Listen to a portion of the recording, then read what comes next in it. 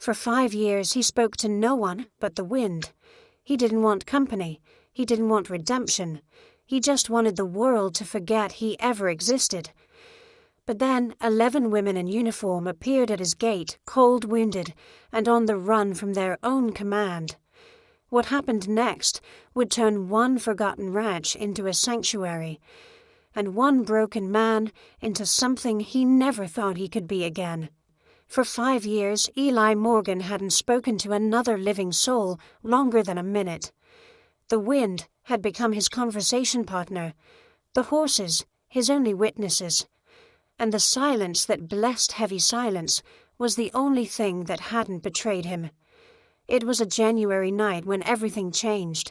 The fire in the stone hearth popped and hissed, the only sound inside the log cabin, aside from the faint creak of wood cooling under the desert night air.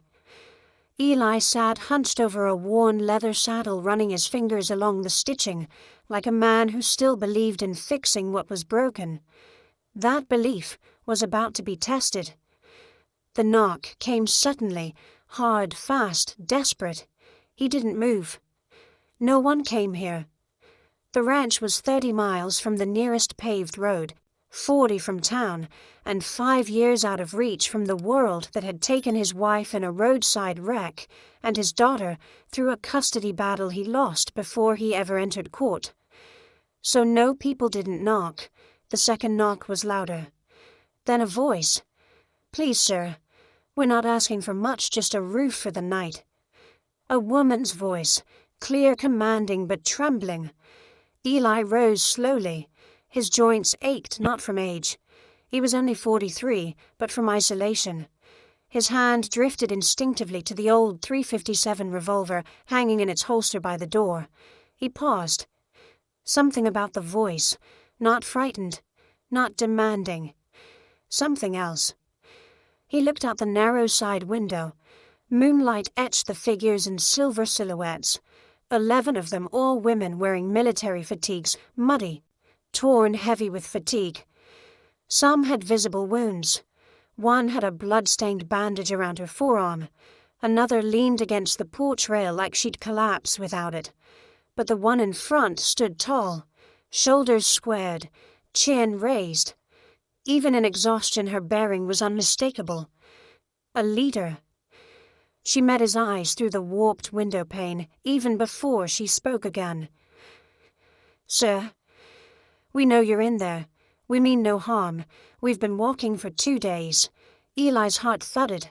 These weren't lost hikers or locals in need of gas. These were soldiers. Female soldiers. 11 of them. And something or someone was chasing them. He stepped back from the window. Could be a trap. Could be bait. Could be a story to get inside. But then he heard something he hadn't heard in 5 years. A child's cry. Faint. From somewhere behind the group. He leaned in again. And that's when he saw her, maybe 16, cradling something against her chest. A baby bundled tight, its face flushed and wet with cold. Eli Morgan closed his eyes. He saw again the paramedics pulling his wife's body from the wreckage. Heard again the gavel fall as the judge denied him even weekends with his daughter. And felt again that hollow ache, the kind only a man who's lost everything can truly understand. "If you don't help us," the woman said, "we won't make it till morning." He reached for the iron bar that locked the front door. It had stayed in place for 1,851 nights.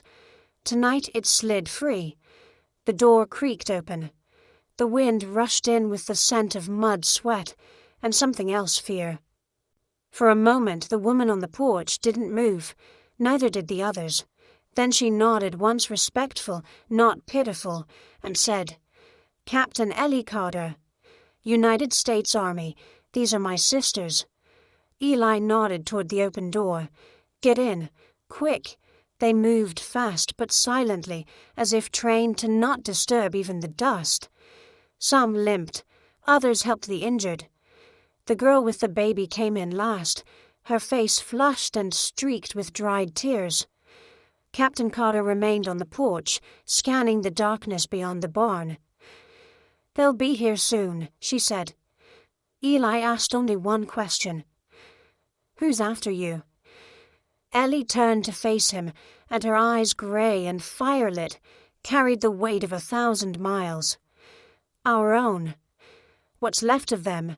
She stepped inside, and Eli shut the door behind her. The lock slid back into place, but it meant something different now.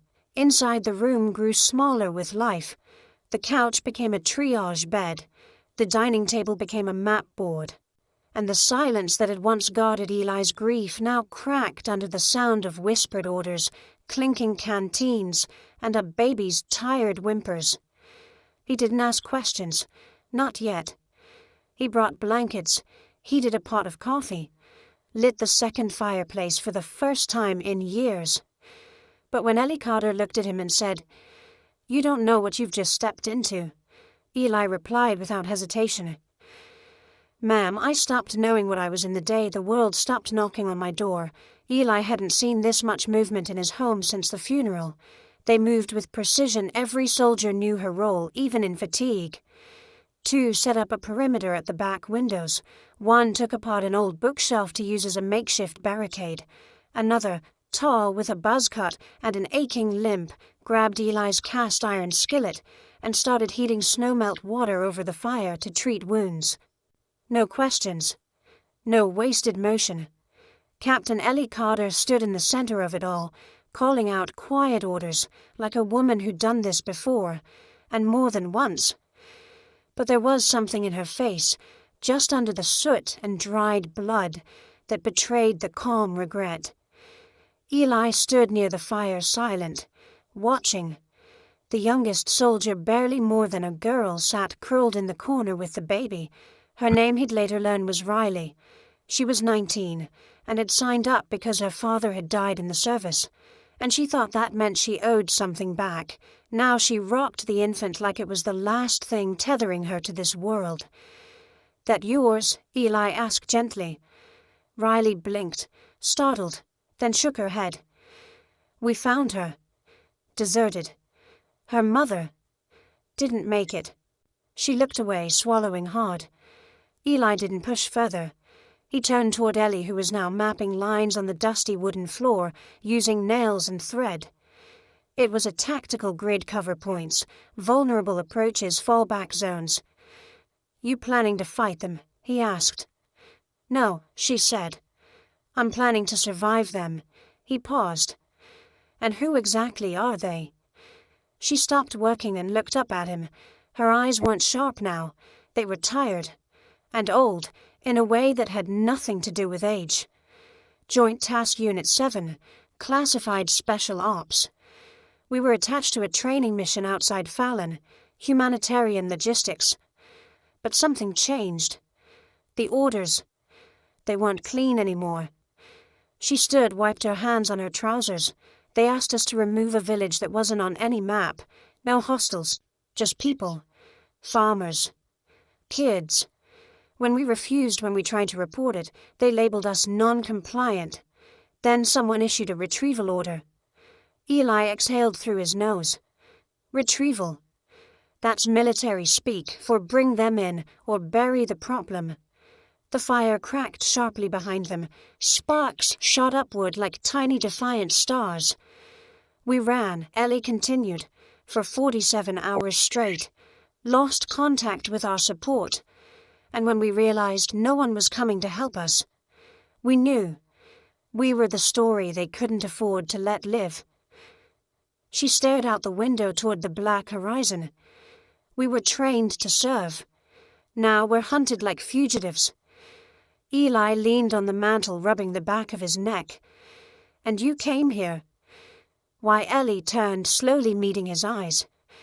"Because 5 years ago you built this house like a fortress. Because one of our instructors used to talk about a man named Eli Morgan, former Marine combat engineer, decorated in 2 theaters, disappeared after a domestic tragedy, and never looked back." She softened just slightly. "We didn't come here by accident. We came because we needed someone who knew how to stand their ground." Eli let the silence hang for a moment.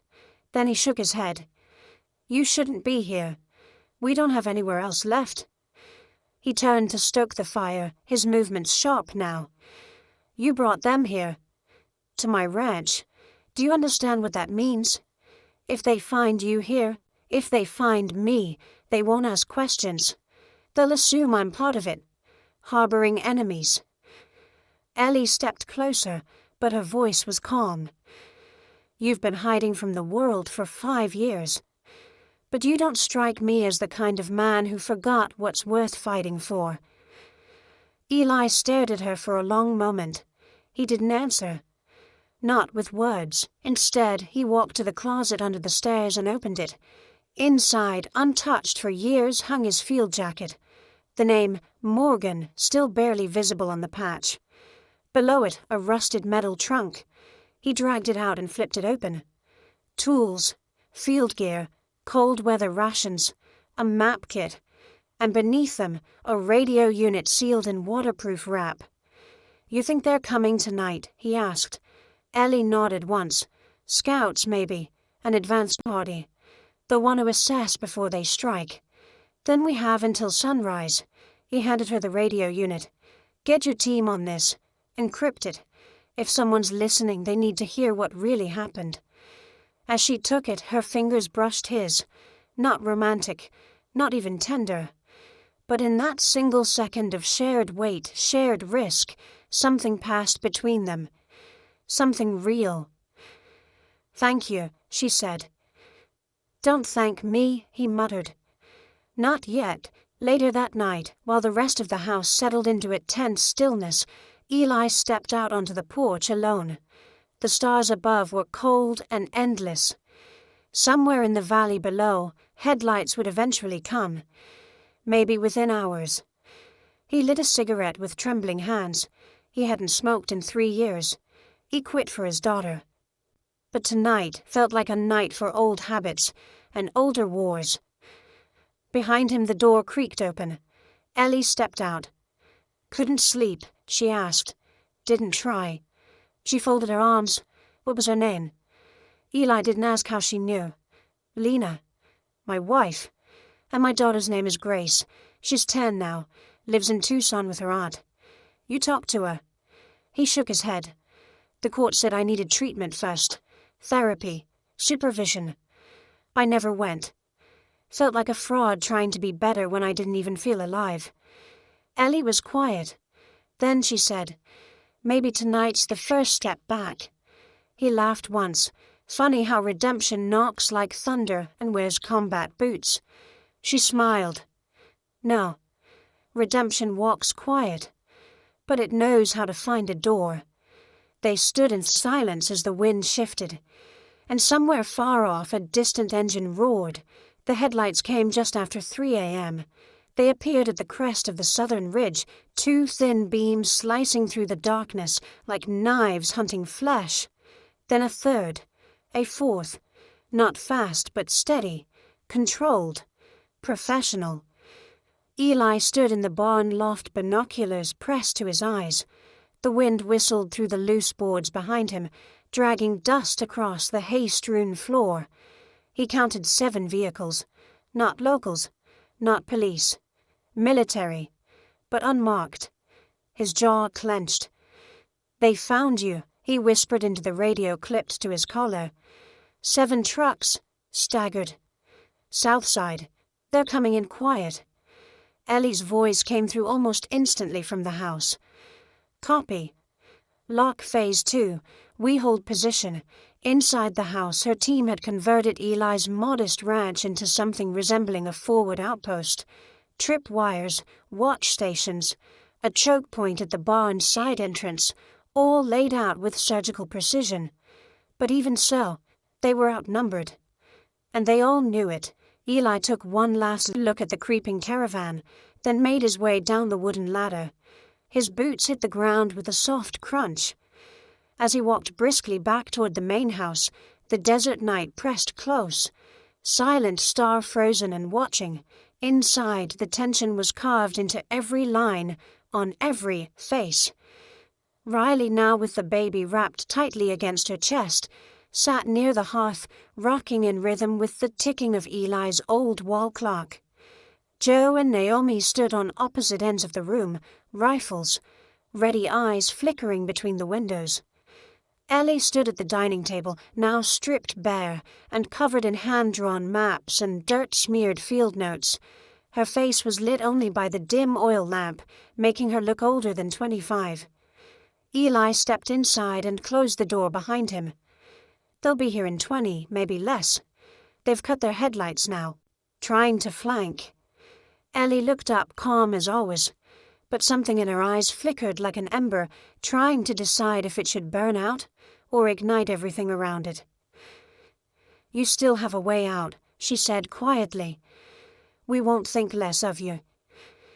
Eli didn't answer right away.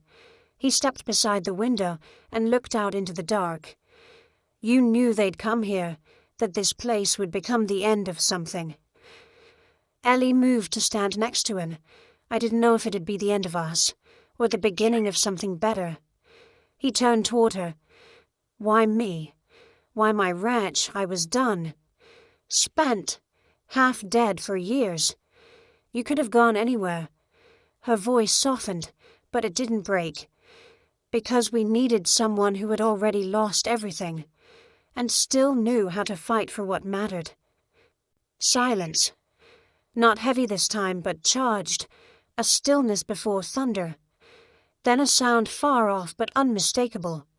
Boots in gravel. Ellie pulled back from the window. Positions.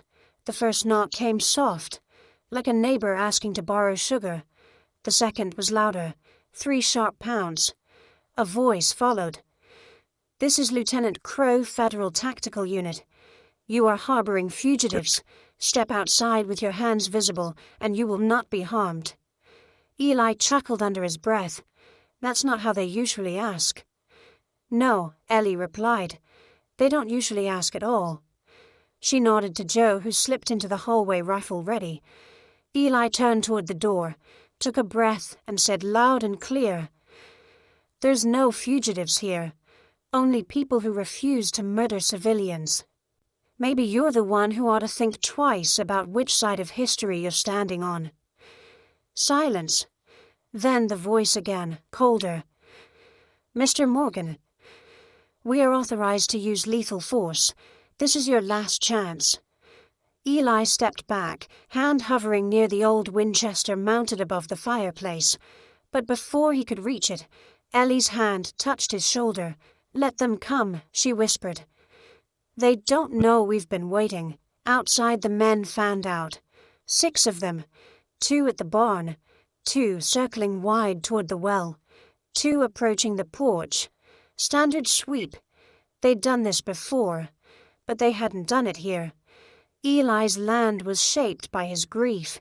He had fortified it like a man trying to protect ghosts. Buried iron stakes near the trees, laced the back slope with wire, rebuilt his porch steps with pressure triggers he never thought he'd use. Until tonight. The first one tripped a wire. The explosion wasn't large, just enough to blind and disorient.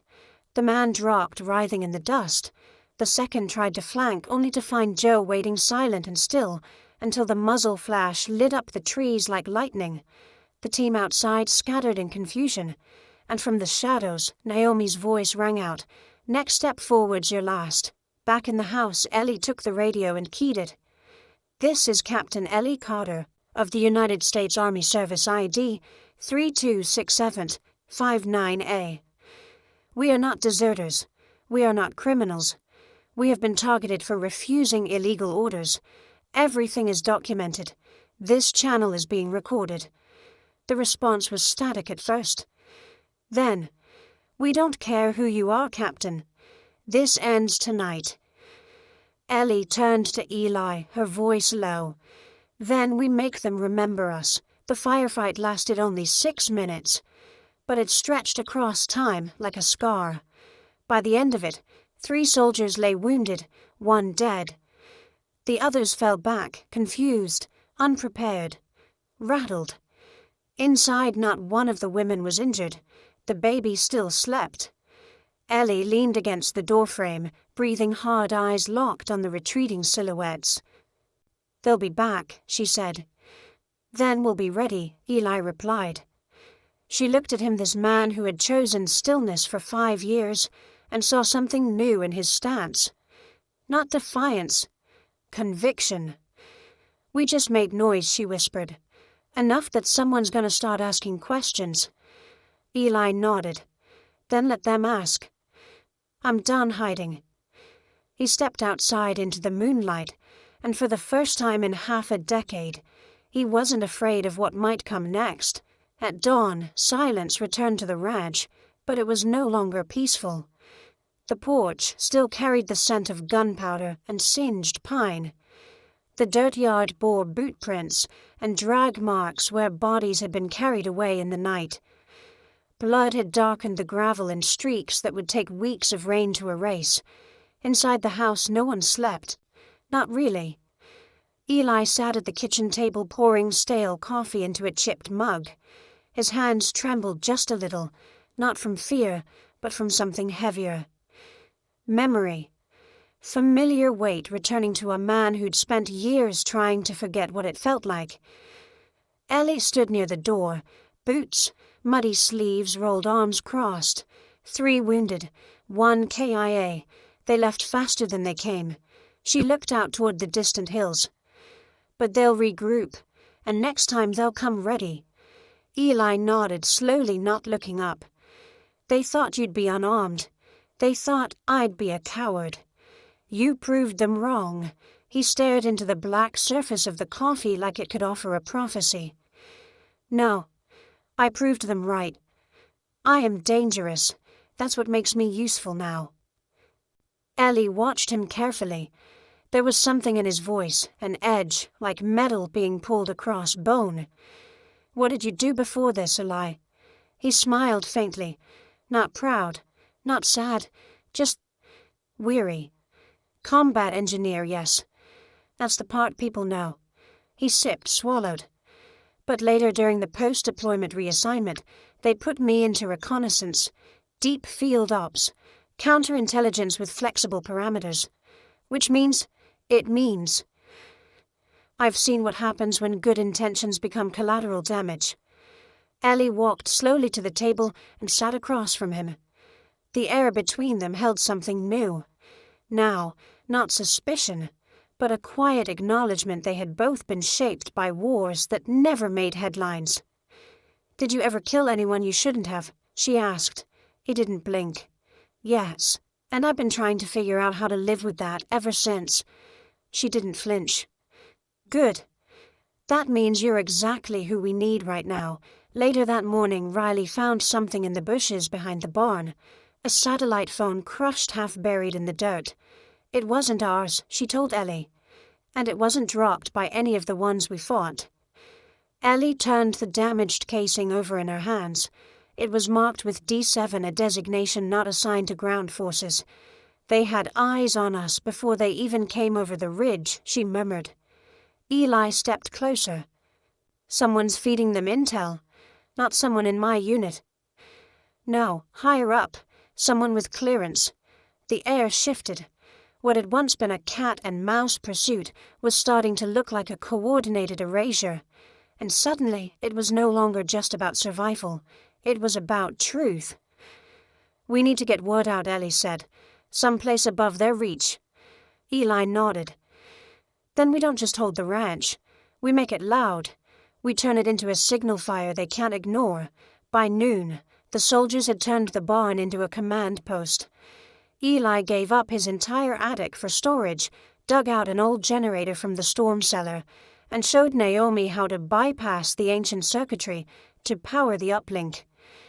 Joe and Tess wired makeshift antennae using cattle fencing and a salvaged car battery. The whole ranch hummed with quiet purpose. But Eli was digging. Out behind the shed, he opened a place he hadn't touched in years. A small root cellar hidden under plywood and dry hay. Inside were crates wrapped in oilskin sealed against time. One held tools, one held communications gear, the third held explosives. He stood there a long moment, hand resting on the crate. Then he lifted it out. That night Ellie found him in the workshop stripping fuses with deliberate care. "Are we really doing this?" she asked. "If they come again, they'll bring numbers, firepower, surveillance. You're preparing for a war." Eli shook his head. "I'm preparing for the moment they forget I fought one before." She studied him, not the hands calloused, skilled, measured. She looked at his face, a face carved by grief, set in stone for years. But now the cracks were showing, and through them, light. "What do you really want, Eli?" He didn't answer at first. "Then, to see my daughter again, and not feel like a stranger." He looked up. His eyes weren't soft, but they weren't hard either. "And if I have to burn down everything I used to be to give her a world where men like Maddox don't get to bury truth beneath paperwork, then so be it." Ellie stepped closer. "We fight together, Eli. You're not alone in this. You brought the fire," he said. "I'm just the match." At 2:47 a.m., the signal went out. A broadcast, encrypted and direct, containing Ellie's testimony, names, coordinates, proof. Her voice rang through military satellites like a ghost from inside the system. "This is Captain Ellie Carter. If you're hearing this, I may already be dead. But you need to know the truth. It was raw, brave, precise, and it was enough to make powerful men nervous. Because now the question wasn't whether they could silence her. The question was how much louder that silence would become. The signal was out for less than 9 minutes. But that was long enough. Somewhere over Nevada, a military satellite blinked. In a windowless command center outside of D.C., a young analyst wearing a borrowed tie paused mid-sip of his vending machine coffee and frowned. "Man, we just picked up an unsecured broadcast on a ghost channel, origin Southern Texas. Sender claims to be active duty." The supervisor, a woman with crow's feet and a voice like crushed gravel, stood slowly. "Playback." Now, back on the ranch, silence fell again. Not the hunted kind, the kind that comes after a flare's been lit, and no one knows who saw it. Eli stood by the window scanning the far ridges. No movement, no dust, no headlights. But he could feel it like an old injury, aching before a storm. "What now?" Riley asked, holding the baby against her chest. Naomi answered before Ellie could. "Now we wait, and pray that someone still up there remembers how to care." Hours passed.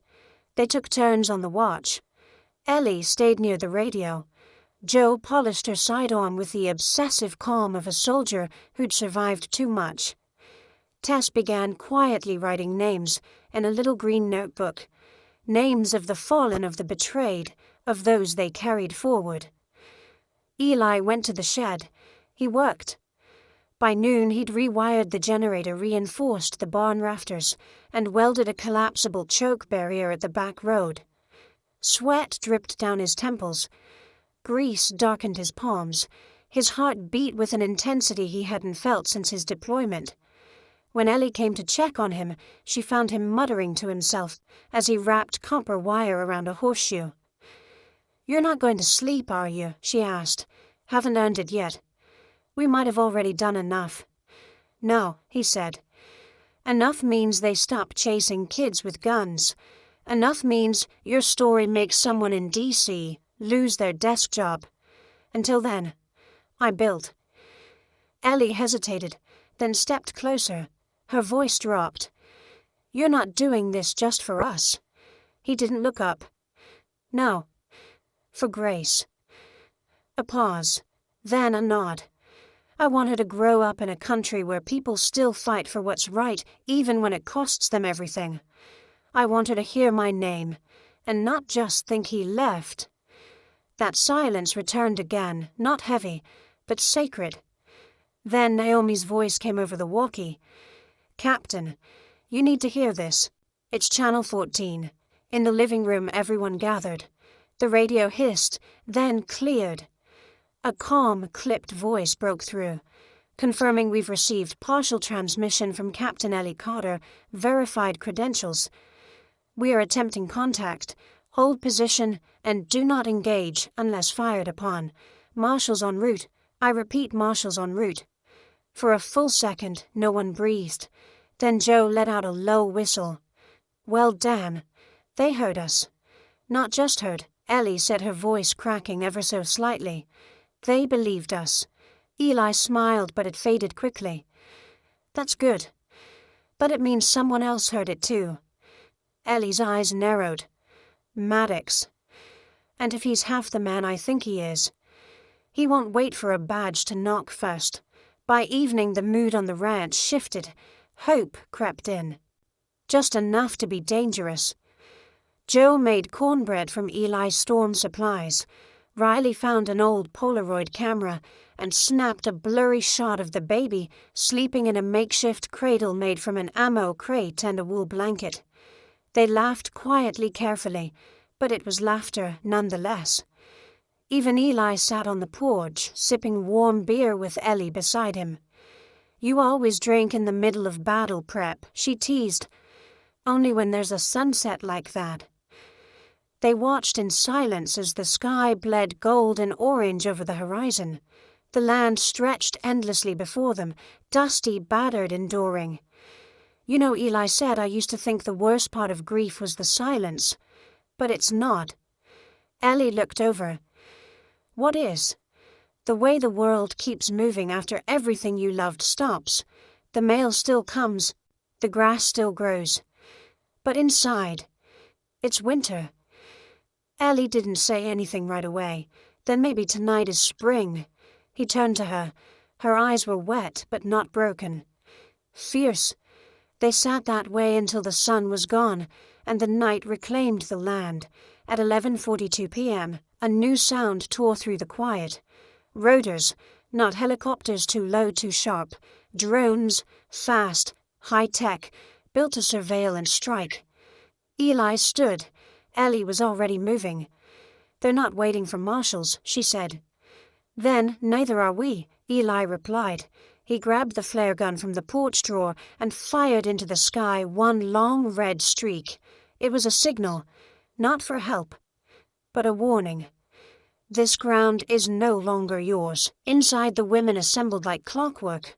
No panic, no shouting, just formation, command, resolve. Ellie turned to them, her voice clear. "We hold. If they engage, we respond with minimal force. We record everything. And we stay alive." Eli stood beside her. For the first time, he didn't feel like a man watching someone else's fight. He felt like a soldier again. Not just any soldier, the man they didn't expect. The drones came first, not as weapons, but as eyes. 3 of them silent and fast, slicing across the night sky, like hawks searching for wounded prey. Inside the house, everything fell into place. Riley shielded the baby under the stone hearth. Joe and Tess moved to the second-floor windows, rifles poised, but barrels down. Naomi kept her focus on the signal repeater, making sure the broadcast line stayed open no matter what. Eli and Ellie stood in the center of it all, shoulder to shoulder, as the wind shifted direction. "They're looking," Ellie said, voice low. "They'll find us," Eli replied. "But not what they expect." Outside, the ranch was still. No movement, no sound, but the faint thrum of the drones overhead. Then came the trucks. 5 of them. No headlights this time, just the dull purr of diesel engines crawling up the eastern trail like wolves in formation. Each vehicle held armed men, private contractors, likely disavowed in case of fallout. No markings. No names. Just worn civilian clothes. Eli watched from the living room window. "Not federal," he murmured. "These aren't marshals." "Then Maddox isn't playing defense anymore," Ellie said. "He's coming to erase us." She turned to the women. "Positions.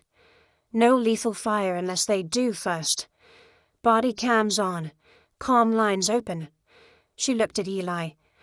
"You sure about the floodlights? One switch. Full perimeter." Let's make them think we've been waiting." Ellie smirked. "We have." At exactly midnight, the convoy stopped 200 yards from the front gate. Men dismounted fanned out.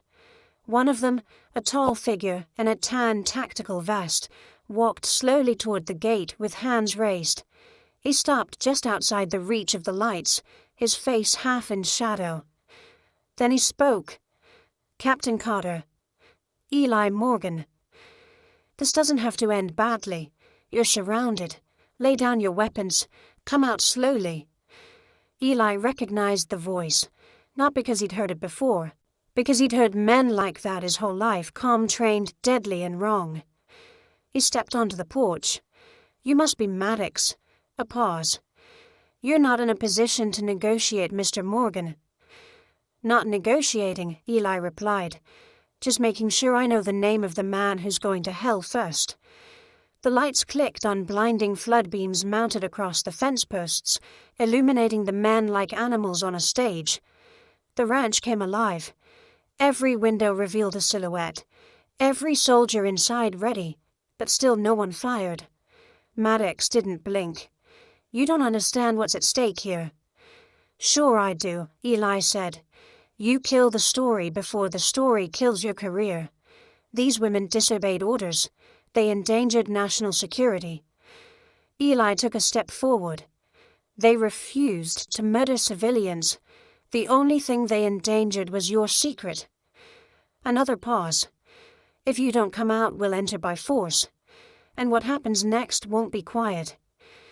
Eli's voice was low but unshaking. "You've brought guns to the wrong kind of war. The first shot wasn't fired by Maddox. It came from a man stationed near the well, nervous, twitchy, trigger-happy. A crack split the night. The bullet tore through Eli's front gate and buried itself in the porch beam 6 inches from his head. "Weapons! Hot!" someone yelled. Then everything shattered. Bullets rained against the barn, shattering the upper windows. Sparks flew from the generator shed. A smoke grenade arced through the night and landed in the dry trough beside the house, hissing poison. But inside the ranch, calm held. Ellie barked orders with crisp, surgical precision. "Joe, suppress right flank. Tess, eyes on the barn. Riley, stay with the child. Naomi, keep the feed live." Eli ducked behind the porch column and flipped a buried switch on the side panel. A deep thud shook the ground. Barriers rose from the dirt, reclaimed steel gates he'd welded months ago, meant to protect nothing but memories. Now they were saving lives. "Let them come," he growled. The firefight lasted 12 minutes, long enough to change everything. One contractor was hit in the leg, taken out by Joe's warning shot through a sandbag. Another tried to flank the barn and tripped a homemade caltrop rig Eli had buried days ago. Screamed like a banshee before passing out from shock. Still the attackers pressed, until Ellie stepped through the smoke rifle slung low body cam flashing red. She walked directly into Maddox's sightline. "Call them off, Colonel. It's over. You don't give orders anymore," he snarled. "Neither do you. Your voice is already in D.C. Your crimes are out. You shoot now, and you sign your own death warrant. You think anyone's coming to save you." "No," she said. "I think someone's already listening." At that exact moment the sound arrived, not of gunfire, but of rotors, thunderous, low, impossible to mistake. 2 federal helicopters broke over the ridge. Bright spotlights hit the ranch. Loudspeakers blared. "Stand down. Federal authorities on site. Drop your weapons and place your hands on your head." Chaos erupted among Maddox's team. Some complied. Some ran. A few dropped to their knees before they were ordered. Maddox stood still, his jaw clenched. "You had no right," he hissed. Ellie stared him down. "We had every right. You lost yours when you made murder standard operating procedure." Behind her, Eli stepped forward and said quietly, "And now, Colonel, you're surrounded." 30 minutes later, Maddox was in cuffs. So were 3 of his men. The marshals didn't ask many questions. They already had the answers. Ellie's broadcast had made it to a sympathetic ear in the Pentagon. That ear had sent a warning. That warning had become action. As dawn broke over the ranch, light spilled across the wreckage, burned grass, broken barriers, and faces caked with dirt and tears. But no one died. Not tonight. Not on this ground. Eli stood at the edge of the field, watching the helicopters lift off. Ellie stood beside him, arms folded. "Think they'll come again?" she asked. "If they do," he said, "they'll find something stronger than fences and firepower." She looked over. "What's that?" He met her eyes. People who finally stopped being afraid. The morning after the raid, the ranch was quiet, in a way that didn't feel like fear. It felt like breath returning to lungs that hadn't drawn air in years. Smoke still curled from the western fence, where one of Eli's homemade flares had scorched the dried brush. Bullet holes dotted the barn walls like scars on old skin. The wind carried the scent of gun oil and singed cotton, but beneath it earth. Rain had come sometime before dawn. Just a passing drizzle, but enough to awaken the scent of soil. Eli stood in the field with a shovel in hand. He wasn't digging for protection anymore. He was digging for truth. Behind him, Ellie approached her steps, slow hands in her jacket pockets. "You know," she said softly, "when someone grabs a shovel this early in the morning, they're either grieving or preparing for a resurrection." He didn't look up. Maybe both. She waited in silence as he pried open the corner of an old cedar box buried beneath the oak tree. Inside, photos, dozens of them, curled at the edges, a child's yellow rain boots, a drawing of a stick figure family labeled Dad, Mom, Me, a photo of a younger Eli in uniform holding a baby girl in a hospital blanket. He didn't speak, just handed the photo to her. She took it gently. "Grace," he said. Ellie's eyes softened. "You buried her here." Eli shook his head. "No, she's alive. In Tucson. Lives with her aunt. I wasn't ready to be her father after Lena died. So you buried what the proof she ever needed you." He looked away, jaw tightening. "No," he whispered. "I buried the version of me that could have hurt her by trying too soon." Ellie sat on the nearby stump photo still in her hand. "You want to know what I see in this picture?" she asked. He raised his eyebrows. "I see a man who was there, who showed up, who held his daughter with 2 hands and no armor. And I see a man who's still standing here now despite every reason not to." Eli leaned on the shovel, breathing through the ache behind his ribs. "The night she was born," he said, "I thought, this is what I was made for. Not the medals, not the deployments, just this. Holding her." He exhaled slowly. "And then, I couldn't hold anything anymore." Ellie didn't speak. She let him have the silence, the good kind this time. "Do you think," he asked, voice low, "a man can find his way back after all this?" She stood, stepped closer. Her hand reached for his, not to take, but to steady. "I think if a man can stand on broken ground and still offer shelter to strangers, he's already on the road back." For a long moment, neither of them moved. Then slowly he nodded. And in that nod, the soil shifted internally, and underfoot, back inside the house, Joe and Naomi were repairing the shattered window in the pantry. Tess was on the porch, carving names into the post, beside the swing names of those they'd lost. Riley had fallen asleep on the rug, the baby curled against her chest like a heartbeat. For the first time since they arrived, the women weren't planning defense. They were building. Ellie watched them from the hallway, arms crossed over her chest, expression unreadable. Eli stepped up beside her.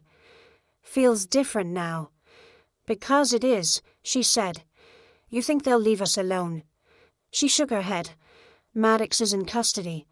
But he was just a symptom. The sickness runs deeper." "Then," what he asked. "Then we stay loud. We don't let the silence cover us again." He nodded. "You'll go public." We already did. No, I mean national. Names. Testimony. Ellie exhaled through her nose. If I do that, they'll come after me in other ways. Legally. Politically. I won't get to keep what's left of my life. Eli looked at her. Truly. Looked. What do you want to keep? She hesitated. For the first time he saw vulnerability slip through the cracks of her soldier's shell. I want to hold a life that doesn't always feel borrowed. I want to walk somewhere without checking for snipers. I want... She trailed off, then laughed once, dry and raw. I want to learn how to fix a fence post instead of breach a perimeter. He smiled. Fences are harder than they look. So am I, she said, stepping just a little closer. They didn't touch. Not yet. But they didn't move apart either. That afternoon, a black SUV arrived at the edge of the property. 2 federal marshals stepped out, clean suits, steel-eyes briefcases in hand. Captain Carter, one asked. Yes. We've been instructed to debrief your team on site and offer temporary protection under federal witness classification. And Eli Morgan. The man paused. Mr. Morgan's actions are under review. But off the record, he's got friends now. Eli stepped forward. What happens next? We make your story public. The Pentagon's reviewing everything. The Oversight Committee's already drafting inquiries. Maddox is just the first domino. Ellie nodded, then let it fall. That evening, as the last rays of sunlight swept across the ranch, Eli returned to the tree where he'd buried his past. He didn't rebury the box. He placed it on the porch beside the front door, visible waiting open. A symbol of what he had lost, and what he was willing to reclaim. Behind him, Ellie joined him. She didn't say anything, just sat beside him and leaned slightly toward his shoulder. The war we just fought, she said, that wasn't the hard one. No, he agreed. The hard one is learning to stay after the fighting stops. You think we'll win that one? He looked down at her hand, now resting just inches from his.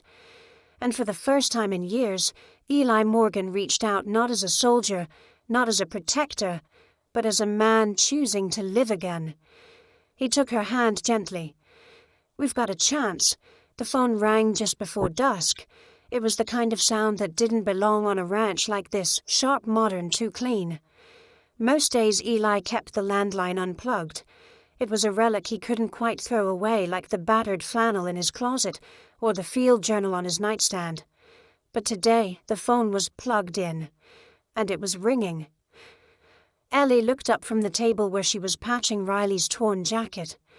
Jo froze halfway through sharpening her knife. Eli stood in the hallway staring at the receiver like it had grown teeth.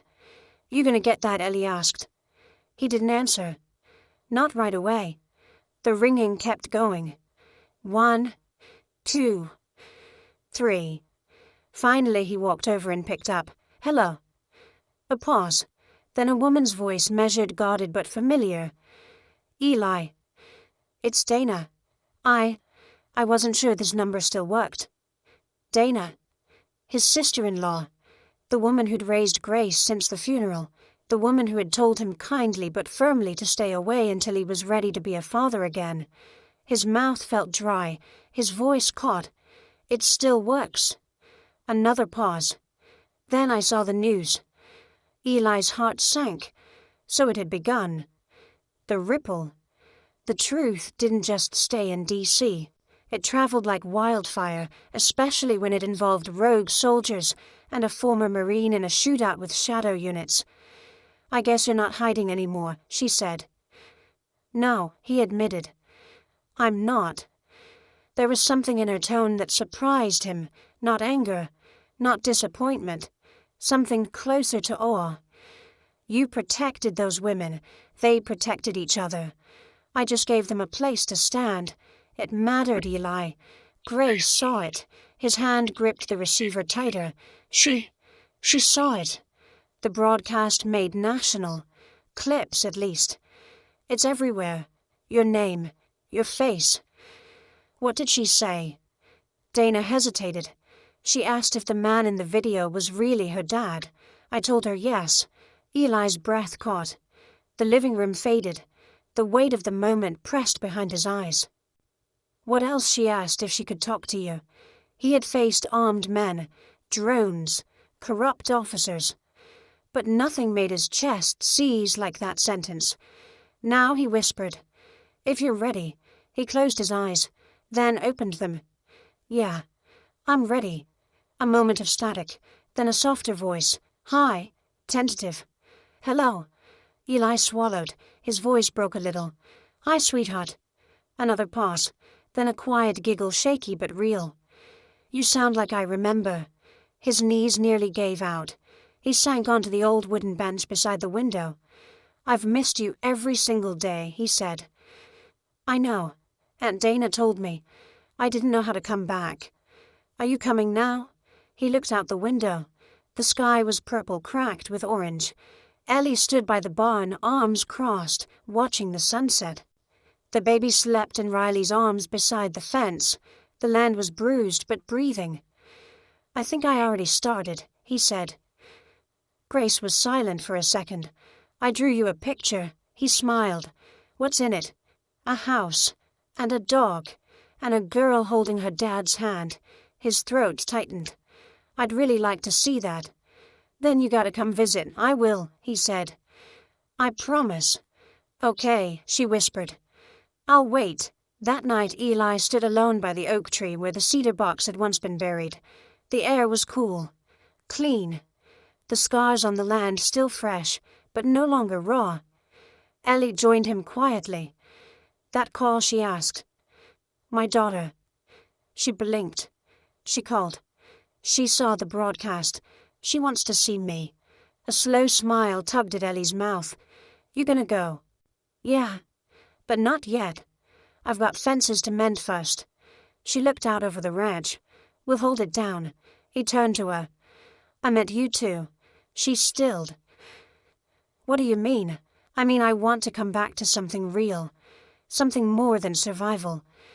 And I don't know what this is between us, but I'd like to find out." Ellie's eyes didn't waver. "You think a woman like me knows how to be anything other than a soldier. I think a woman like you is the only kind who knows how to love in a war." For a moment, the wind didn't move. The night held its breath. Then quietly she stepped closer. Their fingers touched, first light, tentative. Then her hand slid into his, and they stood like that under the branches beneath the stars. No vows, no confessions, just two people finding their way back. Inside, Riley tucked the baby into a box lined with old blankets. Jo poured 2 fingers of whiskey for herself and 1 for Naomi. Tass leaned against the doorway, humming a tune that had no words. The house wasn't just standing, it was full. Of sound. Of people. Of life. For the first time Eli felt it. He wasn't a man guarding ghosts anymore. He was a man coming home. A week passed. No gunshots, no black trucks, no helicopters. Just sun, wind, and the long stretch of quiet that always comes after everything breaks. And yet, no one left. The women stayed. They fixed what was broken, painted what had been ignored. Ellie led drills in the early morning light, not because she had to, but because routine made things feel real. Jo reinforced the barn's doors with scrap steel. Tass wrote a mission log that read, more like poetry than procedure. Naomi taught Riley how to sterilize gauze with herbs, then how to laugh without permission. The baby, now affectionately called Poppy, slept better than any of them. As for Eli, he spent his days somewhere between rebuilding and remembering, and trying tentatively to imagine a future he hadn't planned on.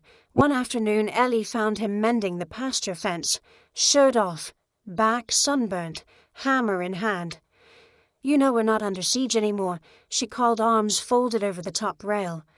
"I know," he grunted, driving a nail through old cedar. "Then why are you still fortifying the perimeter?" He straightened, wiped sweat from his forehead. Because it's easier than thinking about what comes next. She stepped inside the pen boots, crunching dry earth. And what comes next, Eli? He paused, held her gaze. That's the part I've never been good at. Planning staying. They stood in silence, not because there was nothing to say, but because the words mattered too much to waste. I leave in 2 weeks, she said finally. Orders request, voluntary assignment. Base in Colorado wants me to help rebuild a veteran transition unit. They think I'm some kind of poster girl now. Eli chuckled. You are. Don't remind me. A hawk circled overhead. Somewhere far off, wind chimes sang from an old porch. They want me to go. But for the first time, she hesitated. I don't know if I want to. Eli leaned against the post, heart heavy in his chest. So stay. She didn't answer immediately. Her face, usually unreadable, flickered with something raw. You make it sound simple. It is simple, he said. Just not easy. She stepped closer, her voice softer now. You think this, she gestured between them, works in the real world with my ghosts, with yours. He didn't hesitate. No, not unless we build it, every damn day, like this fence, and when it falls, then we stand it up again. She studied him, not the man with scars, not the soldier, but the father, the builder, the man who had once buried hope and was now daring to dig it back up. That night Eli couldn't sleep. He sat at the kitchen table long after the others had gone quiet. The old radio hummed static. The smell of chamomile and warm earth clung to the air. He opened Grace's drawing again, the one Dinah had mailed the next day after their call. A house, a dog, a girl holding a man's hand. In crayon she'd written one word beneath it. Us. He didn't cry, not because he didn't feel it, but because what filled him now wasn't sorrow. It was hunger, to be better, to be present, to be worth the second chance life had offered.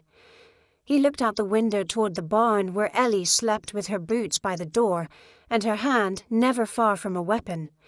He didn't want to wake up one day and find she was gone, not because of duty, but because he never gave her a reason to stay. The next morning he made breakfast. Pancakes, burnt edges, too much cinnamon. Ellie entered the kitchen, hair damp from the basin wash outside. She stopped when she saw the table. What's this, a bad apology, he said, and a decent start. She smiled, touched her fingers to the edge of the plate. You're not a bad cook. I'm not a good talker either, but I'm learning. She sat. He poured 2 coffees. For a while they ate in silence. Then, what if I asked you to come with me? She said, not looking up. Eli froze. To Colorado, she nodded. I don't know what it would look like. I'd like to try. Not alone. He didn't answer right away, because something inside him stirred a tension between the land that had rebuilt him and the woman who had reminded him how to be. He glanced toward the oak tree outside, then back to Ellie. You gave me a reason to stay, he said. Now maybe it's time I gave you one to return. She looked up, eyes shining, but steady. Is that a yes? It's a maybe, he said. And a promise to figure out the rest together. She raised her mug. I'll drink to that. 2 days later, Eli drove her to the station. The others came too. Joe Naomi Riley, with Poppy Tess holding the Polaroid from their first day of safety. Ellie stood with her duffel bag slung over one shoulder, boots dusted with Texas red clay. She turned to Eli. So what happens next? He reached into his pocket, pulled out a folded paper. That's the deed to this land. I added your name to it. Her breath caught. Eli, don't read into it. Just a reminder. This is your ground, too. She took it gently. You sure know. But I'm tired of waiting for sure. They stood there until the train's horn cut through the silence. She kissed him, then nothing desperate, nothing unfinished. Just real. Find me when you're ready, she whispered. I already have. And with that, she was gone. Eli stood on the platform long after the train disappeared. Not alone. Not broken. Just here. For the first time in years, he was staying not to run from the past, but to build something that could outlive it. The letter came on a Wednesday. It wasn't elegant, just a folded sheet of lined paper stuffed into a yellow envelope with no return address. But Eli knew the handwriting the moment he saw it. Tight. Slanted. Precise, like every field note she ever scribbled across a map. He opened it slowly like something sacred. Eli, you told me once that staying is harder than leaving. You were right. I thought Colorado would feel like purpose, but it just felt like waiting. For news. For orders. For something to feel like home. And then one morning I woke up and realized I already knew where that was. I'm coming back, not as a soldier, not because I lost a war, but because I finally believe I'm allowed to win one. Ellie, he sat on the porch for a long time after reading it, hands resting on his knees, eyes fixed on the dirt road stretching beyond the ranch like a vein of memory. Riley came up behind him, baby Poppy now nearly crawling. Everything okay? She asked. Yeah, he said, voice soft. Someone's coming home. It took her 3 more days. He didn't ask when, didn't call, didn't write back. He just prepared, the way a man does when something matters again. He fixed the hinges on the barn door she used to prop open with her boot, painted the porch swing she liked to sit on while sharpening her blade, rewired the fuse box she always complained about during storms. And for the first time in years, he unpacked the second pillow in his bedroom. She arrived just after sunset. Same truck, same boots, same duffel, but not the same woman. Her hair was longer, sun-kissed, her face softer in places, sharper in others. And when she stepped out, Eli didn't move to greet her. He waited watching, until she said, "You gonna stare or say something?" He smiled. I didn't think I had to say anything. "You don't," she said, and then walked straight into his arms. No words, no delay, just the thud of hearts that had waited long enough. That night, they sat on the porch, watching the wind play in the high grass. Poppy giggled somewhere inside the house. Naomi's laugh echoed behind her. Joe had taken to carving chess pieces from leftover firewood. Tass played a slow tune on a guitar someone had donated. Riley painted names on a barn wall like a mural of memory. The ranch had changed, not just rebuilt, but reborn. Ellie looked out across it all. "You built something here." Eli nodded. "We did. It feels permanent." He took a sip of cold coffee, then set the mug down. "Permanent's not a place, it's a decision." She turned to him. "And you decided?" "Yeah. I decided the man who kept pushing people away wasn't who I wanted to be anymore." A pause. Then he reached into his shirt pocket and pulled out a piece of paper, creased, worn, folded at the corners. It was Grace's drawing. This kept me grounded when everything else wanted to drift. Ellie smiled. "You ever give it back to her? It doesn't belong to her anymore." He looked over. "It belongs to us now. What we're building." She reached out slowly and took his hand. "You sure?" "Yeah, because this," she squeezed gently, "only works if you're all in." He didn't answer with words. He leaned in, and for the first time since she returned, kissed her like a man not afraid of what comes next. Later, they sat curled together in the porch swing. No war talk, no strategy, no battle fatigue. Just 2 people choosing to exist in the same moment. And then Ellie whispered something he didn't expect. "I've been thinking." "Dangerous," he teased. "What if we turned the barn into a recovery lodge for women like us? Veterans, survivors, people with nowhere else to land." He blinked. "That's a big ask. I'm not asking." He looked at her, saw it not ambition but calling. She wasn't done serving. She was just done hiding while she served. We'd need help. Permits. Funding. Already emailed 3 organizations. You're serious, I've never been more. He paused, then chuckled. You're gonna drag me kicking and screaming into being useful again, aren't you? She leaned her head on his shoulder. You already are. In the weeks that followed, the ranch became something more. A sign went up at the gate, Red Oak Haven, for those who fought and still fight, a small website. A GoFundMe, a few calls, then donations came, then letters, then women, a Marine with a limp and a welding license, a mother of 2 escaping PTSD and homelessness, a nurse dishonorably discharged for speaking truth too soon.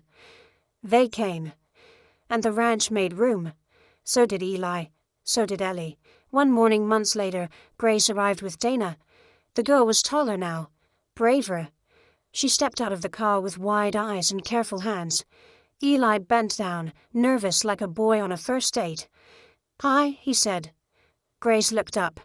Do I get a tour? He blinked, then grinned. Yeah, you do.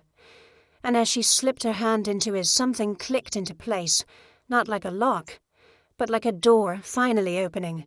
They came in 2s and 3s at first, not with sirens, not with banners, but with silence, with stories packed in duffel bags and strapped to their shoulders, with eyes that scanned the land like they were asking permission to breathe again.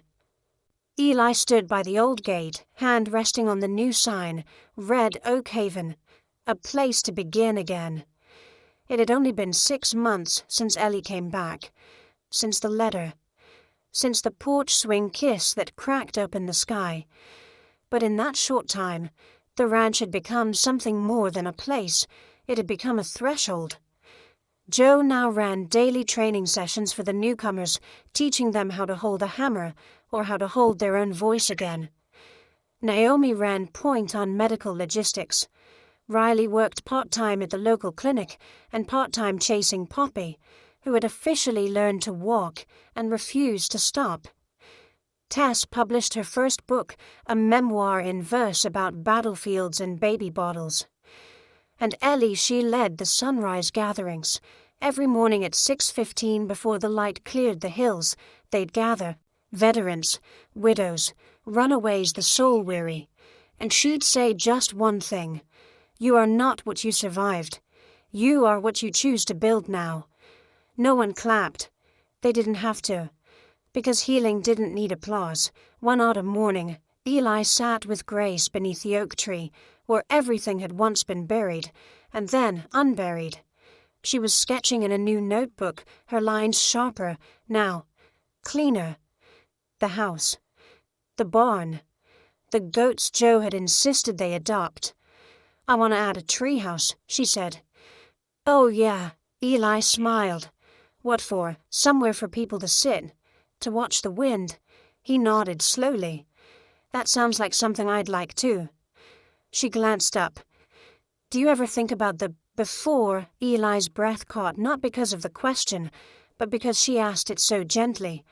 Every day, he said. But I don't live there anymore. She smiled. Me neither.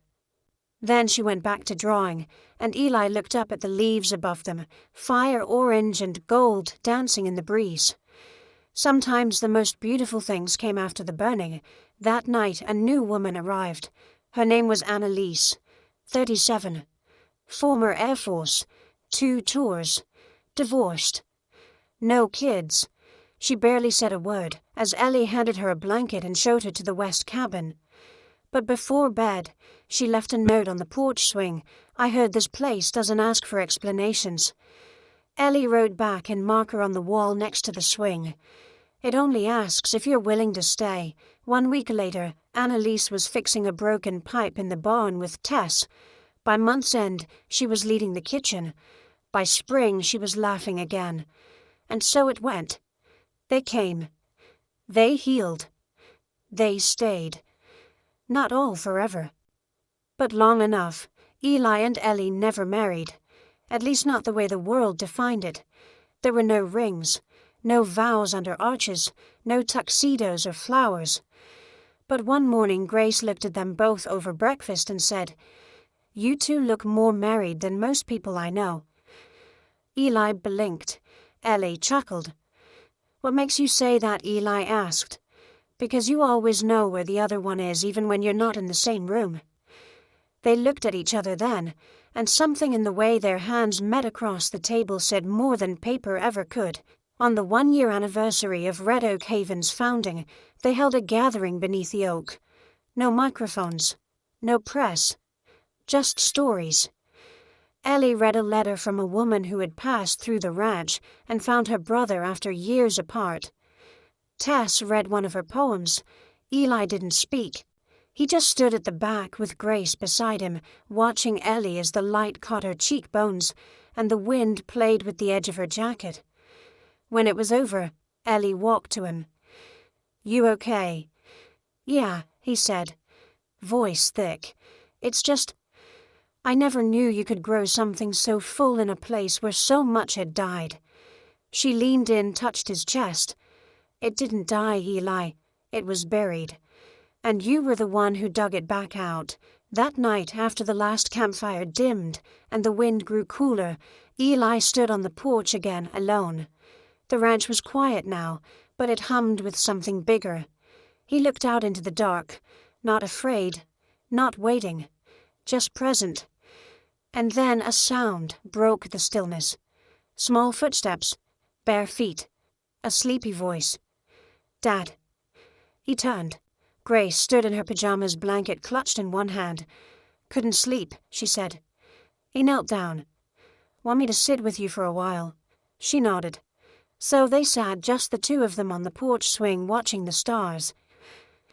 "Do you think this place will still be here when I'm older?" she asked. He looked around. At the cabins, the fields, the scars, the light. "I think it'll be here long after we're gone." She leaned against him. Why he thought about that.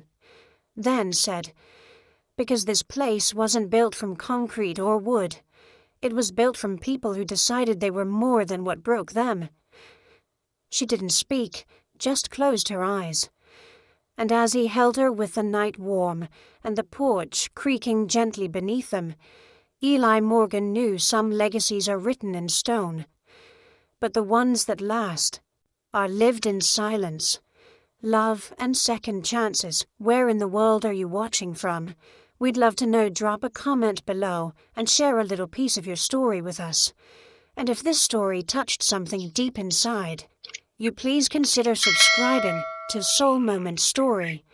It's completely free, and it helps us keep bringing you heartfelt stories that honor kindness, courage, and the quiet power of redemption. Thank you truly for spending your time with us today. Until next time, stay kind, stay strong, and never stop believing in second chances.